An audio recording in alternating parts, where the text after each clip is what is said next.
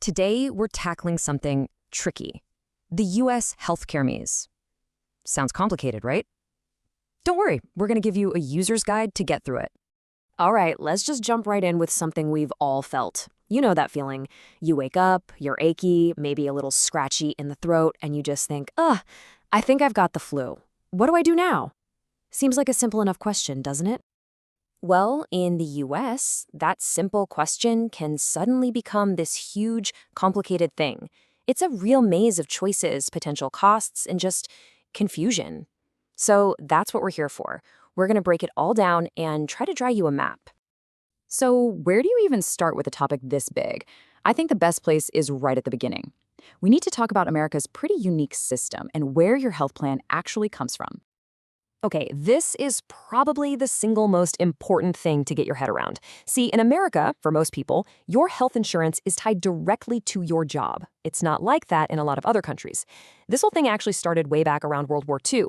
Companies couldn't raise wages, so they started offering better benefits, like healthcare, to get good workers. And now, it's not just some nice little perk, it's absolutely essential. So how does that work in practice? Well, usually your job has a deal with what's called an HMO. That stands for Health Maintenance Organization. The big word to remember here is network. Just think of it like a VIP club. The hospitals and doctors in the club, they're in network. Your insurance covers you when you go to them. But if you go to a doctor outside that club, you could be facing a massive bill all on your own. In this connection between your job and your health is so powerful. I mean, people will literally turn down higher paying jobs just to get a better healthcare plan. It sounds kind of crazy, but sometimes taking less money is the smarter financial move in the long run. That's how crucial this has become. Okay, so let's say you've got a job, you've got a plan. Great. But what happens when you actually get that flu we talked about? Let's walk through it step by step, from feeling sick to actually seeing a doctor. So you pick up the phone, you call a doctor's office, and one of the first things they'll ask you is, who's your primary caregiver? And if you've never heard that before, you're just stuck. Your primary what? What are they even talking about? What they mean is your GP, your General Practitioner. The easiest way to think about your GP is like your home base for all things health. They're the doctor you see for the common stuff, like the flu. And if you need to see a specialist for something more serious, they're the ones who'll give you the referral. They're kind of like the quarterback of your healthcare team. So let's break it down into 3 simple steps. First, grab your insurance card and find the name of your provider.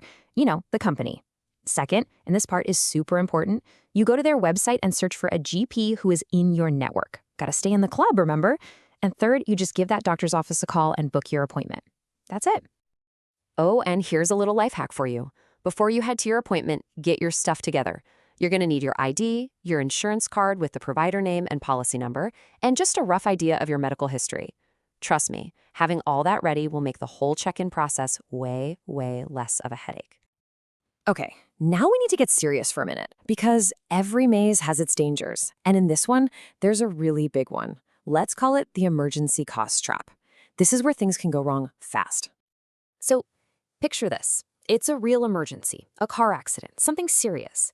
An ambulance comes and takes you to the closest hospital because, every second counts. But what if that hospital isn't in your network? This is what happens. You're looking at bills that aren't just expensive, they're life-ruining. We are talking about bills in the hundreds of thousands of dollars. It's a staggering amount of money. And here's the absolute gut punch. Your insurance plan won't cover it. Those costs are not covered. Suddenly, that entire massive bill is your responsibility. This is, hands down, the biggest, scariest risk in the whole system. Okay, I know that sounds terrifying, but what if there was another way, a path you could take that might help you avoid many of these high-stakes situations in the first place? Well, there is. Let's talk about prevention. It really comes down to 2 totally different ways of thinking about health. On one side, you've got reactive care. That's when you wait for something to go wrong, like getting high blood pressure, and then you react to it with pills. But on the other side, there's preventative care. This is all about being proactive, using things like a healthy diet and regular exercise to stay well so the problems don't even start. And when you focus on prevention, the payoff is just huge. I mean, we're talking about seriously lowering your risk for things like heart attacks and strokes. You could avoid major, expensive surgery. You might not even need certain medications anymore. Plus, you're building stronger bones and can even get control over ailments like type 2 diabetes. It's a game changer. So here's the really big idea. Good preventative care, it's not just about you feeling better. If enough people did it, it could literally change the whole game. It could wipe out a huge chunk of the medical problems that even exist in the country right now. Which brings us to one final thought.